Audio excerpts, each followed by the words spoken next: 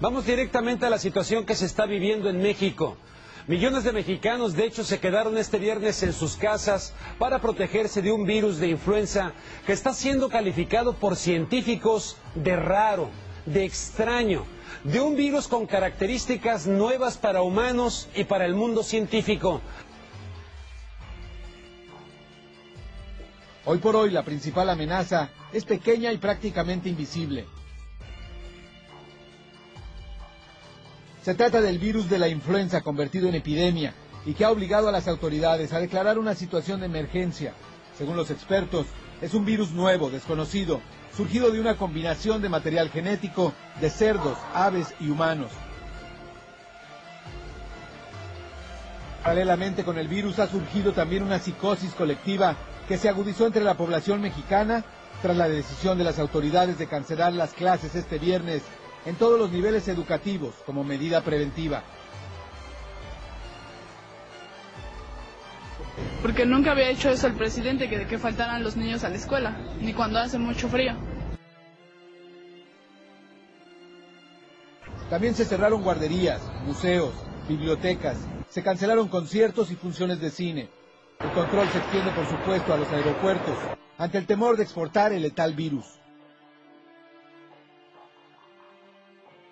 Es ese virus que ahora está provocando también, había reportados 7 oficialmente hasta estos días en los Estados Unidos, y es el mismo virus que estamos teniendo nosotros.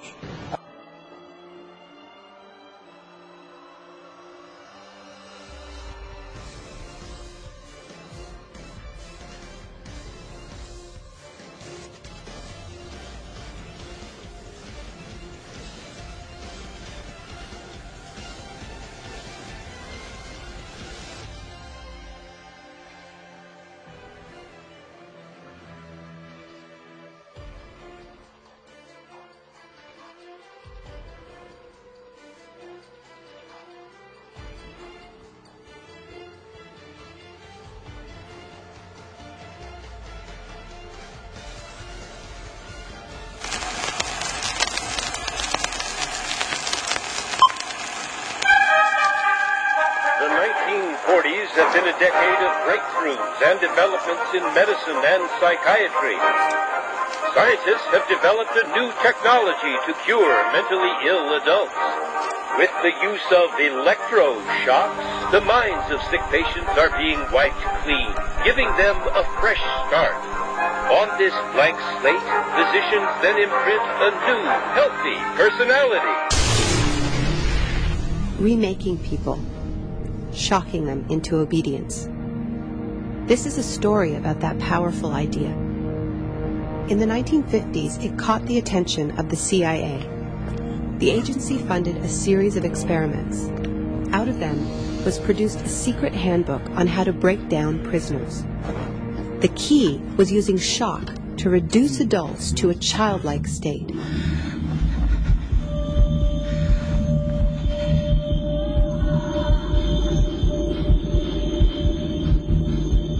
It's a fundamental hypothesis of this handbook that these techniques are in essence methods of inducing regression of the personality.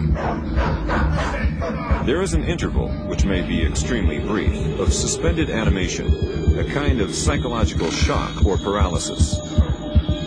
Experienced interrogators recognize this effect when it appears, and know that at this moment the source is far more open to suggestion, far likelier to comply than he was just before he experienced the shock.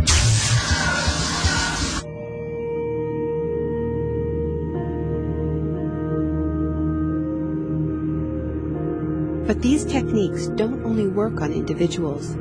They can work on whole societies. A collective trauma, a war, a coup, a natural disaster, a terrorist attack puts us all into a state of shock.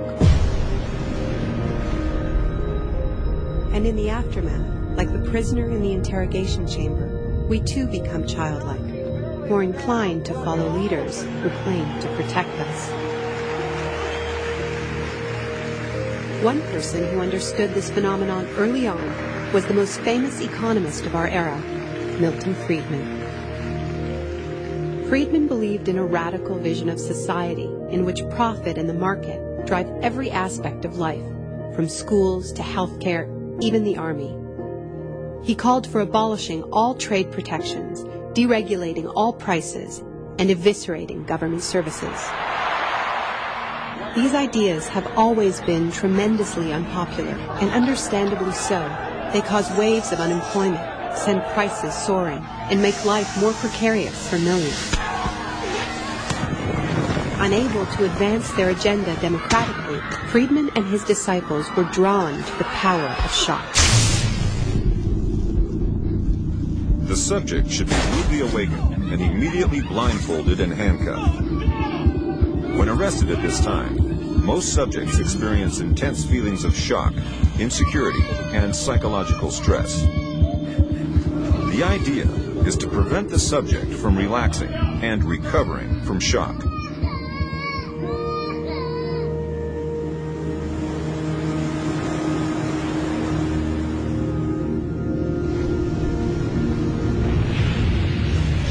Friedman understood that just as prisoners are softened up for interrogation by the shock of their capture, massive disasters could serve to soften us up for his radical free market crusade.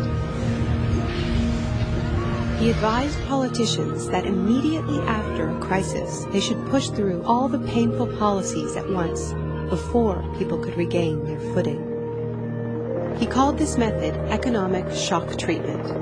I call it the shock doctrine. Take a second look at the iconic events of our era, and behind many, you will find its logic at work. This is the secret history of the free market. It wasn't born in freedom and democracy. It was born in shock.